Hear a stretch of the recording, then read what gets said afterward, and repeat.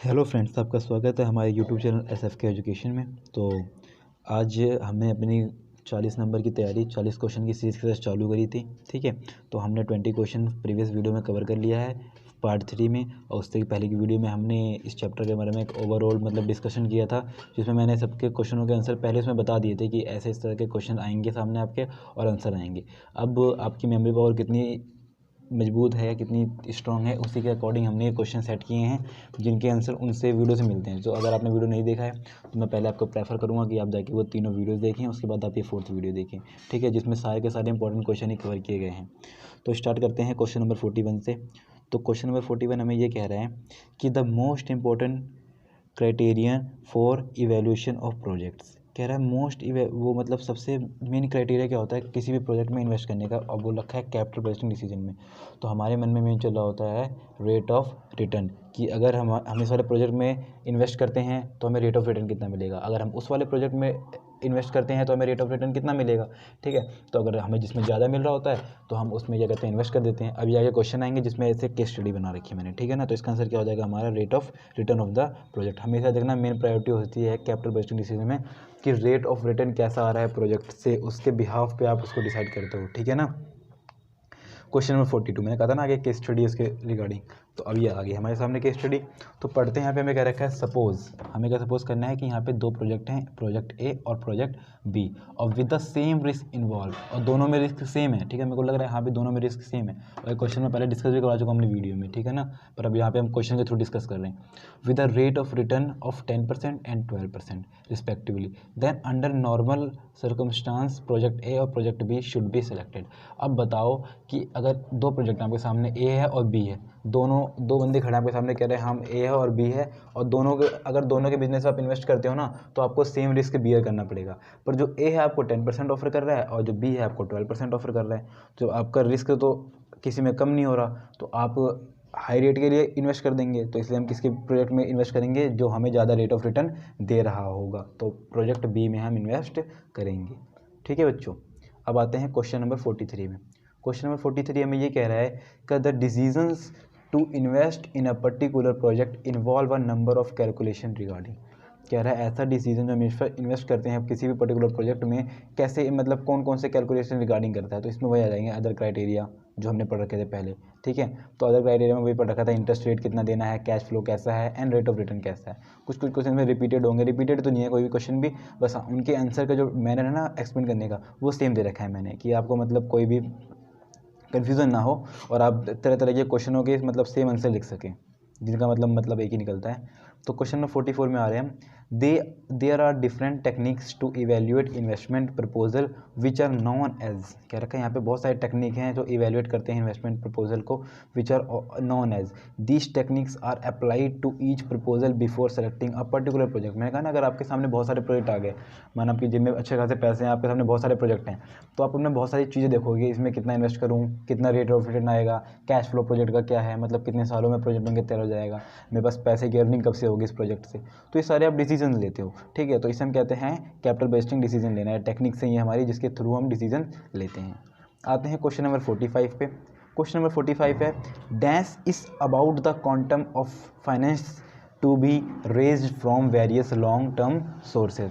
क्या रखा है ऐसे कौन से वो हैं जो हम फाइनेंस कहाँ से लाते हैं। देखो इसने सीधे फाइनेंस की बात कर दी, आप क्वेश्चन को अगर पढ़ो तो वो भी सही बात है, पर अगर आप टाइम नहीं है आपके पास तो आपको मेन देखना है की पॉइंट। इसने बोली कि आप quantity of finance, quantum of finance बोल रखा है यहाँ पे इसने, कि आप कितना फाइनेंस लाएंगे तो कहाँ से लाएंगे, तो किस चीज़ का डिसीजन कर रहे हैं आप।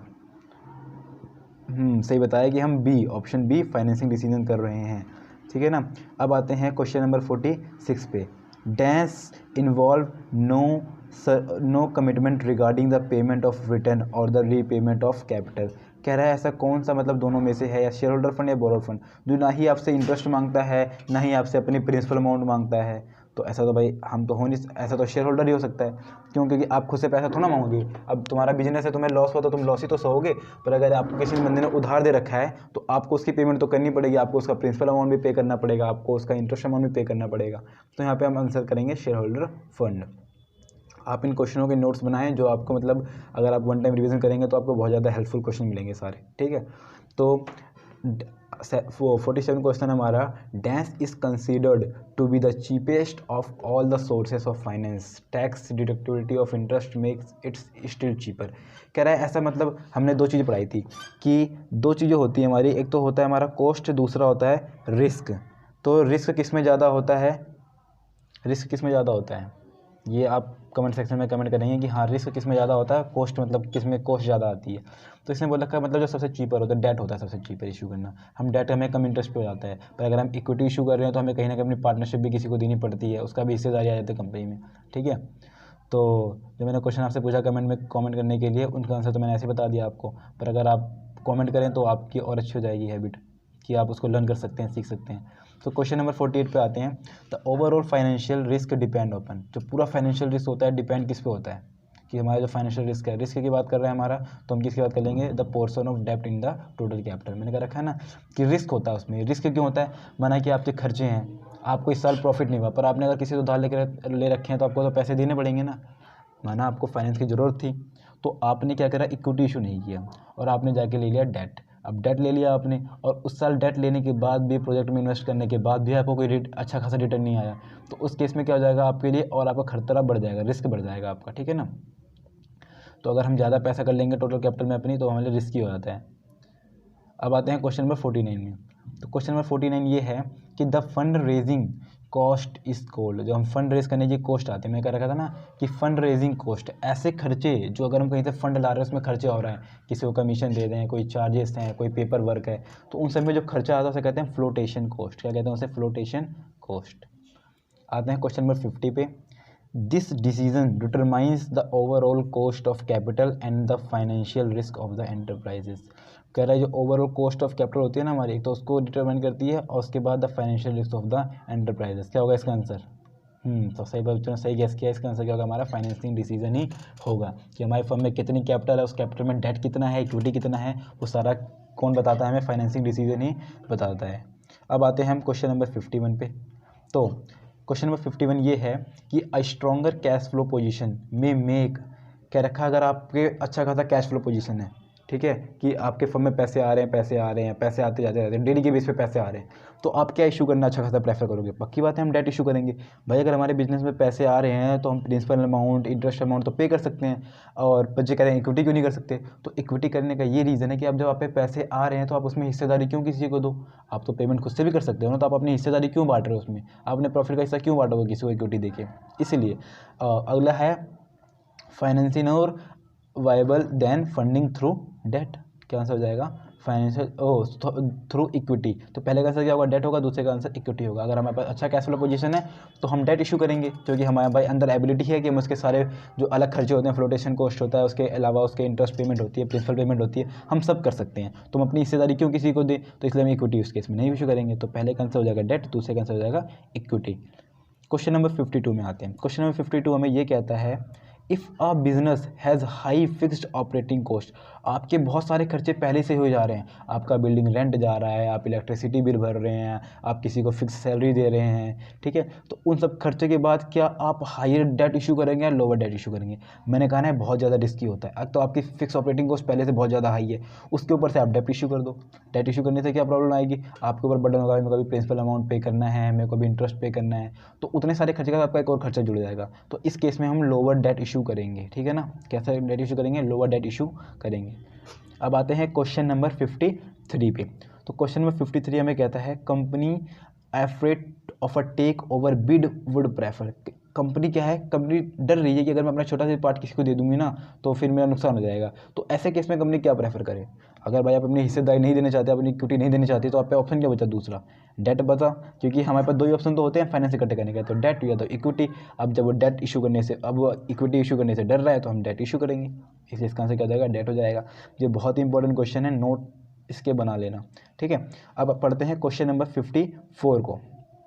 During the period when stock market is rising more people invest in equity. क्या क्या है यहाँ पे कि अगर पहले जो इसमें बात करें कि स्टॉक मार्केट, क्या अगर स्टॉक मार्केट बढ़ता है तो लोग इक्विटी में ज़्यादा पैसा करते हैं इन्वेस्ट। इसका मैंने रीज़न बता रखा था। इसका वन रीज़न होता है कि लोग ये देख रहे होते हैं कि यार प्राइस बढ़ रहे हैं तो अच्छा खासा वहाँ से प्रॉफिट आएगा, तो लोग शेयर में इन्वेस्ट करते हैं और इन्वेस्ट करेंगे और प्राइस बढ़ेगा, अगर मार्केट बूम पे चल रही है तो। पर अगर हाउएवर डिप्रेस्ड कैपिटल, अगर डिप्रेस मार्केट चल रही है तो फिर लोग कम इशू करते हैं। तो ये क्या बता रहा है, तो ओवर इसने हमें क्या बताया, एक सिचुएशन बताई है या एक पोजीशन बताई है या एक हालात बताइए, कंडीशन बताइए किसकी, कैपिटल मार्केट की या स्टॉक कैपिटल मार्केट की, ठीक है ना। तो यहाँ पे क्या हो जाएगा, स्टेट ऑफ कैपिटल मार्केट इसने बता रखा है हमें। क्वेश्चन नंबर 55 पढ़ते हैं। क्वेश्चन नंबर 55 हमें ये कह रहा है कि dividend decision involves how much of the profit earn by company. देखो कि पैसे कब बांटे जाते हैं, टैक्स पे करने से पहले या टैक्स पे करने के बाद। तो हमने कुछ प्रोविजंस भी डिस्कस करे थे कंपनीज एक्ट 2013 के, तो हमने उसमें क्या पढ़ा था कि हमेशा आफ्टर पेइंग टैक्स होता है। जब हम टैक्स पे कर देंगे फिर जो हम पे रिटेन अर्निंग होगी हम उसमें से पैसा बांटेंगे, किसके रूप में, डिविडेंड के रूप में। किसको, शेयर होल्डर को। किसके भाग में से, प्रॉफिट के भाग में से, ठीक है। तो अगर आप कभी भी कोई कॉन्सेप्ट पकड़ो ना तो आपको उसका सारा कुछ पीछे का रिकॉल हो जाना चाहिए, जिससे कि आपकी ना मेमोरी पावर अच्छी हो जाएगी और आपको सारी चीज़ें याद रहेंगी। तो बाद में इतनी डिफिकल्टी नहीं आती कि हम आंसर राइटिंग कैसे करें। क्वेश्चन नंबर 56, क्वेश्चन नंबर 56 हमें ये कहता है कि the extent of retained earning, क्या बोल रखा है, अगर आपकी रिटेन अर्निंग बढ़ गई है also influence the financing decision of the firm. सही बात है, ठीक है। क्यों, क्योंकि the firm does not require fund to the extent of reinvest retained earning. कह रहा भाई जब उस पर पैसे पड़े हुए हैं तो कहीं और से क्यों देखेगी कि हाँ भाई मेरे को लाओ पैसे दे दो। अगर आप पे आपकी जेब में खुद के 200 रुपये पड़े हुए हैं तो आप क्यों जा रहे हो किसी को अपना मतलब पैसे उधार लेने के लिए, खर्चा अपना बढ़ाने के लिए, ठीक है। Question number 57, dividend decision should be taken keeping in view the overall objective of maximising shareholders wealth. तो हमने पढ़ रखा है कि जो डिविडेंड डिसीजन शेयर होल्डर की जो वेल्थ मैक्सिमाइजेशन होती है वो हमारा प्रायोरिटी होती है किसी भी फाइनेंशियल मैनेजमेंट की।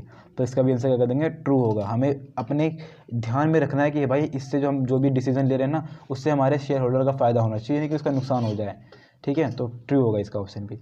अब आते हैं क्वेश्चन नंबर 58 पे। क्वेश्चन नंबर 58 क्या है, dash is a major determinant of the decision about dividend, ठीक है ना। कौन सा सबसे मेजर डिटर्मिनेंट होता है कि हम अब इतना डिविडेंड देंगे, बताओ, ध्यान करो। बहुत सारे पार्ट पढ़े थे हमने इसमें। तो सबसे मेन था हमारा अर्निंग। अगर अर्निंग अच्छी हुई तो अर्निंग होता है मेजर डिसीजन, अगर आपकी अर्निंग अच्छी हुई तो आप दे दोगे, अर्निंग नहीं हुई तो अदर हुई। उसके बाद अदर फैक्टर आते हैं, पर मेजर क्या होते हैं, अर्निंग होती है, बाकी तो माइनस तो आ ही जाते हैं उस पास, ठीक है ना। तो अर्निंग्स होती है हमारी। Question number 59, abandoning a project after heavy investment is made is quite costly in terms of waste of fund. Therefore, these decisions should be taken only after carefully evaluating each details or else adverse financial consequences may be very heavy. The financial decision is highlighted above. इसका answer वो answer होगा जो अब तक किसी भी question के answer में आज के क्वेश्चन की सीरीज में नहीं आया था। क्या होगा, कैपिटल बजटिंग डिसीजन। क्योंकि अगर आपको किसी भी इन्वेस्टमेंट डिसीजन करना है तो सबसे पहले आप उसके बारे में जान लो कि क्या कैश फ्लो रहेगा, क्या रेट ऑफ रिटर्न रहेगा, अदर क्राइटेरिया कौन से इन्वॉल्व रहेंगे, ठीक है, तब आप उसमें जाके इन्वेस्ट करना। तो आज का क्वेश्चन 60 जो कि लास्ट क्वेश्चन है, other things remaining the same, सारी चीज़ें बराबर हैं, अगर सब चीज़ें समान हैं, अपनी पूरी स्थिति में है, तो a company having stable earning, और कंपनी अच्छा खासा स्टेबल अर्निंग कमा रही है और बेटर पोजीशन में है to declare higher dividend, true होगा। इसका आंसर क्या होगा, 1 and 1 ट्रू आंसर होगा, ठीक है ना। क्योंकि अगर वो अच्छा खासा कमा भी रही है, अच्छी खासी पोजीशन में भी है, तो वो डिक्लेयर कर सकती है अच्छे खासे हायर डिविडेंड, ठीक है। तो इसके साथ हम आज की सीरीज़ को ख़त्म करते हैं और मिलते हैं अपनी नेक्स्ट वीडियो में 40 question with the motive of 40 marks, ठीक है। तो आई होप आपको वीडियो अच्छी लगी होगी। अगर आपको वीडियो अच्छी लगी तो लाइक जरूर करें, सब्सक्राइब करें और अपने दोस्तों के साथ शेयर करें। वीडियो में बने रहने के लिए